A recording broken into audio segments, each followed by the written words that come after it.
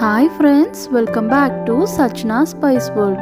இன்னைக்கு 2 minutesல ஒரு சிம்பிளான எக் மசாலா எப்படி செய்யுதுன்னு வாங்க பார்க்கலாம். 4 முட்டை வேக வச்சு எடுத்துருக்கேன். டெய்லி அட்லீஸ்ட் ஒரு முட்டையாவது சாப்பிடுங்க. அதில் தேவையான அளவு புரோட்டீன் இருக்குது.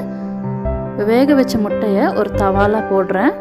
1/2 டீஸ்பூன் மஞ்சள் தூள், 1/2 டீஸ்பூன் மிளகாய் தூள், 1/2 ஸ்பூன் சால்ட், கொஞ்சமாக தண்ணி ஆட் பண்ணி நல்லா மிக்ஸ் பண்ணி நான் ஸ்டவ்வில் வச்சிடுறேன்.